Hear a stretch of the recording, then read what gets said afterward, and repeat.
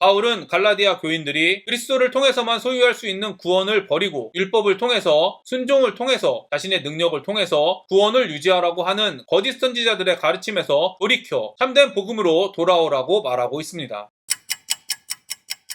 안녕하세요. 바이블 TMI의 마카리오스입니다. 오늘 본문은 갈라디아서 3장 10절부터 18절입니다. 오늘 말씀은 율법 아래에 있는 자는 저주가, 그리스도 안에 있는 자는 구원의 유업을 받는다는 내용입니다. 오늘 말씀을 통해 하나님께 나아가는 기준, 의인은 믿음으로 산다, 믿음의 검증에 대해 깊이 묵상하는 시간이 되기를 바랍니다. 무릇 율법 행위에 속한 자들은 저주 아래에 있나니 기록된 바 누구든지 율법책에 기록된 대로 모든 일을 항상 행하지 아니하는 자는 저주 아래에 있는 자라 하였음이라. 바울은 거짓 복음을 전하는 사람들에게 저주 아래 있을 것이라고 말했습니다. 교회 안에 있는 사람들에게 저주가 있을 것이라고 말하는 바울의 모습은 현대 교회에서는 상상할 수조차 없는 행동입니다. 그럼에도 불구하고 바울은 거짓 복음을 전하는 사람들에게 저주 아래 있을 것이라고 말했습니다. 10절을 보면 바울이 말하고 있는 거짓 복음은 바로 율법의 행위에 속하는 것이라는 것을 알 수 있습니다. 바울은 율법을 통해 요즘 말로 하면 하나님께 순종함으로 구원에 어떤 영향을 주려고 하는 사람들에게 이렇게 말합니다. 율법책에 기록된 대로 모든 일을 항상 행하지 아니하는 자는 저주 아래에 있는 자라. 여러분, 이 사실을 기억하십시오. 율법을 통해 하나님께 우리의 순종과 헌신을 통해 나아가려는 사람들은 하나님의 모든 말씀에 순종하지 않으면 저주 아래에 있습니다. 단 한순간이라도 말씀을 어기면 저주 아래에 있는 것입니다. 만약 여러분이 하나님께 자신의 순종과 헌신을 자랑하거나 순종을 통해 여러분이 무엇을 얻었다고 생각하신다면 바울의 말씀을 반드시 기억하십시오. 단 한순간이라도, 단 하나라도 하나님의 말씀에 순종하지 않는다면 여러분은 저주 아래에 있는 것입니다. 많은 그리스도인들이 죄를 짓기 때문에 자신이 저주를 받는다고 생각합니다. 저주를 벗어나기 위해, 형벌을 피하기 위해, 죄를 짓지 않기 위하여 노력합니다. 맞습니다. 인간은 죄를 지은 그 순간부터 저주의 길로 향해 가고 있습니다. 그러나 저주에서 벗어나는 길, 즉 구원의 길은 죄를 짓지 않는 것이 아닙니다. 하나님의 말씀에 순종하는 일이 아닙니다. 그 어떤 인간도 율법을 지킴으로, 죄를 짓지 않으므로, 하나님께 순종함으로 구원의 길을 갈 수 없다는 것이 성경이 계속해서 말하고 있는 진리이기 때문입니다. 제 말을 이상하게 생각하지 마십시오. 저는 죄를 지으라고 하는 것이 아닙니다. 죄를 합리화하는 것이 아닙니다. 하나님께 순종하지 말라고 하는 것 역시 아닙니다. 구원받은 그리스도인은 새롭게 태어난 본성으로 성령의 능력으로 죄를 짓지 않기 위하여 죄와 싸우고 자기를 부인하고 하나님께 순종하기 위하여 사단의 공격과 싸우는 믿음의 경주를 하는 사람들입니다. 제가 말씀드리는 것은 아무리 그리스도인이라고 하더라도 순종 때문에 구원받고 저주를 피하는 것이 아니라는 것입니다. 우리의 순종과 거룩 때문에 우리가 하나님과 함께하는 복을 받는 것이 아니라는 것입니다. 우리가 구원이라는 은혜를 받았기 때문에 믿음으로 하나님께 순종하고 죄와 싸우기 위해 노력하고 있다는 것입니다. 또 하나님 앞에서 아무도 율법으로 말미암아 의롭게 되지 못할 것이 분명하니 이는 의인은 믿음으로 살리라 하였음이라. 율법은 믿음에서 난 것이 아니니 율법을 행하는 자는 그 가운데서 살리라 하였느니라. 바울은 다시 한번 명확하게 선언합니다. 그렇습니다. 성경의 진리는 그 어떤 사람도 율법을 지킴으로 하나님께 순종함으로 의롭게 되지는 않는 것이 분명하다고 말합니다. 왜냐하면 의인은 믿음으로 살기 때문입니다. 이를 보면 많은 사람들이 생각하는 의에 대한 평가 기준이 바울과는 다르다는 것을 알 수 있습니다. 많은 그리스도인들은 도덕, 양심, 법, 더 나아가 교회의 전통, 다른 사람의 평가 등을 통해 자신이 의로운 신앙인이라고 생각하는 경향이 있습니다. 무엇보다도 다른 사람보다 조금 더 의로워 보이는 모습이 보이면 자신을 의롭게 생각하는 상대평가에 빠지는 경향이 있습니다. 이런 상대적 우위를 가지고 자신은 하나님께 저주를 받지 않을 것이라고 생각합니다. 다시 한번 말씀드립니다. 바울은 단 한순간도, 단 하나라도 하나님의 뜻에 순종하지 않으면 저주를 받을 것이라고 말하고 있습니다. 여러분, 12절에 기록된 바울의 경고를 항상 기억하시며 신앙생활 하시기를 바랍니다. 우리가 우리의 행위를 자랑하고 의지한다면 율법을 온전히 지켜야만 소망이 있을 것입니다. 율법의 기준으로 심판을 받을 것이기 때문입니다. 저는 이 사실을 깨닫고 율법을 통해서, 순종을 통해서 구원받는 일을 포기했습니다. 왜냐하면 하나님의 의는 상대평가가 아니라 절대평가라는 사실을 깨달았기 때문입니다. 단 한순간도, 단 하나라도 하나님 말씀을 어기지 않을 자신이 없기 때문입니다. 이 일은 아무리 은혜 받은 그리스도인이라고 하더라도 불가능하다는 것을 경험하고 있기 때문입니다. 그렇다고 해서 바울이 죄와 싸우고 하나님께 순종하는 일을 포기하지는 않았습니다. 바울은 의인은 믿음으로 산다고 말합니다. 그리스도께서 우리를 위하여 저주를 받은 바 되사 율법의 저주에서 우리를 속량하셨으니 기록된 바 나무에 달린 자마다 자라 저주 아래에 있는 자라 하였음이라. 이는 그리스도 예수 안에서 아브라함의 복이 이방인에게 미치게 하고 또 우리로 하여금 믿음으로 말미암아 성령의 약속을 받게 하려 함이라. 바울은 예수님의 십자가가 우리의 죄를 속량했다고 말합니다. 그리고 죄를 속량받은 그리스도인은 아브라함의 복을 받아 성령을 받았다고 말합니다. 바울은 바로 이 믿음으로 사는 사람이 그리스도인이라고 말합니다. 이미 여러 차례 말씀드렸지만 성령을 받았다고 믿는 사람이 죄를 합리화하지 않습니다. 죄를 즐기지도 않습니다. 오히려 아직도 죄를 짓고 있는 자신의 모습을 애통해하며 죄와 싸웁니다. 성령을 받았다고 믿는 사람은 거룩을 추구합니다. 왜냐하면 성령은 하나님의 영이고 거룩은 하나님의 성품이기 때문입니다. 그리스도인은 이 믿음으로 죄와 싸우며 거룩을 방해하는 모든 사단의 세력들과 싸우는 사람입니다. 다시 한번 말씀드리지만 그리스도인이 죄와 싸우며 거룩을 추구하는 이유는 하나님께 구원받기 위함도 아니고 하나님께 구원받은 일을 보답하기 위해 하는 것도 아닙니다. 아무리 그리스도인이라고 하더라도 하나님이 받으시는 보답조차 할 수 없기 때문입니다. 하나님이 주신 구원이 죄를 용서해 주신 것뿐 아니라 죄를 거룩하게 하시는 성령님을 주신 것임을 기억하십시오. 하나님의 본성인 거룩함으로 다시 태어난 것임을 기억하십시오. 그리스도인은 이 믿음으로 이 땅을 살아가는 사람이라는 사실을 기억하십시오. 이 믿음이 성장할수록 하나님의 거룩함에 점점 가까워진다는 사실을 기억하십시오. 헌신과 순종이 아닌 믿음으로 하나님께 나아가고 이 땅을 살아가는 저와 여러분이 되기를 간절히 소망합니다. 형제들아, 내가 사람의 예대로 말하노니 사람의 언약이라도 정한 후에는 아무도 패하거나 너하거나 하지 못하느니라. 이 약속들은 아브라함과 그 자손에게 말씀하신 것인데 여럿을 가리켜 그 자손들이라 하지 아니하시고 오직 한 사람을 가리켜 내 자손이라 하셨으니 곧 그리스도라. 내가 이것을 말하노니 하나님께서 미리 정하신 언약을 430년 후에 생긴 율법이 폐기하지 못하고 그 약속을 헛되게 하지 못하리라. 만일 그 유업이 율법에서 난 것이면 약속에서 난 것이 아니니라. 그러나 하나님이 약속으로 말미암아 아브라함에게 주신 것이라. 바울은 아브라함과 맺은 언약이 단순히 유대인들과 맺은 언약이 아니라 이방인들과도 맺은 언약이라고 말하고 있습니다. 바울은 아브라함의 언약의 약속인 유업이 이방인들에게도 주어진다고 말하고 있는 것입니다. 유대인들은 아브라함의 유업을 가나안 땅이라고 생각했습니다. 그러나 문맥을 보면 바울은 아브라함의 유업을 예수 그리스도를 받는 일, 성령을 받는 일과 연관시키고 있습니다. 다른 바울 서신서를 보면 바울은 이 유업을 하나님의 자녀가 되는 일과 연관시키고 있습니다. 다시 말하면 바울은 하나님과 아브라함이 맺은 언약을 인류를 구원하실 예수님을 보내주신다는 하나님과 모든 인류가 맺은 약속이라고 말하고 있는 것입니다. 바울은 분명히 말하고 있습니다. 이 약속들은 아브라함과 그 자손에게 말씀하신 것인데 여럿을 가리켜 그 자손들이라 하지 아니하시고 오직 한 사람을 가리켜 내 자손이라 하셨으니 곧 그리스도라. 다시 한번 말씀드리겠습니다. 아브라함의 언약은 그리스도 오직 한 사람을 통해 성취되는 것이라고 말합니다. 이 말은 우리들은 하나님의 자녀가 되는 복을 받을 수 없다는 말이 아니라 그리스도를 통해서만 하나님의 자녀가 될 수 있다는 말입니다. 바울은 갈라디아 교인들이 그리스도를 통해서만 소유할 수 있는 구원을 버리고 율법을 통해서 순종을 통해서 자신의 능력을 통해서 구원을 유지하라고 하는 거짓 선지자들의 가르침에서 돌이켜 참된 복음으로 돌아오라고 말하고 있습니다. 저와 여러분은 율법의 길을 따르고 있습니까? 아니면 하나님의 약속의 길을 따르고 있습니까? 하나님께 순종하는 자신의 모습을 보고 평안함을 느끼고 있습니까? 아니면 우리의 모습과 상관없이 구원을 주시는 예수님을 묵상하며 평안함을 느끼고 있습니까? 자신의 능력과 의지를 통해 하나님께 나아갑니까? 자신의 능력과 의지를 부인하고 예수님의 구원 사역과 성령을 통해 우리를 구원하시겠다는 하나님의 약속을 통해 하나님께 나아가고 있습니까? 다른 사람보다 조금 나아 보이는 상대평가의 기준으로 하나님께 나아갑니까? 한순간도 단 하나의 죄도 용납하지 않으신다는 절대평가의 기준으로 하나님께 나아가고 있습니까? 저와 여러분이 갈라디아 교인들과 같이 복음을 떠나 율법으로 돌아가지는 않았는지 점검하시기를 바랍니다. 제가 오늘 여러분과 적용하고 싶은 부분을 말씀드리겠습니다. 첫 번째, 다른 사람보다 조금 나아 보이는 상대평가의 기준으로 하나님께 나아갑니까? 한순간도 단 하나의 죄도 용납하지 않으신다는 절대평가의 기준으로 하나님께 나아갑니까? 여러분이 하나님께 나아가는 평가 기준에 대해 깊이 고민하는 하루가 되기를 바랍니다. 두 번째, 의인은 믿음으로 산다고 말하는 바울의 말을 어떻게 이해하고 있는지 깊이 고민해 보시기를 바랍니다. 세 번째, 여러분 안에는 율법으로 돌아가려는 갈라디아 교인들과 같은 모습이 더 강한지, 아브라함의 언약은 그리스도 오직 한 사람을 통해 성취되는 것이라는 믿음이 더 강한지 여러분의 생각이 아니라 여러분의 삶을 통해 점검해 보시기를 바랍니다. 오늘도 행복한 하루가 되시기를 바랍니다.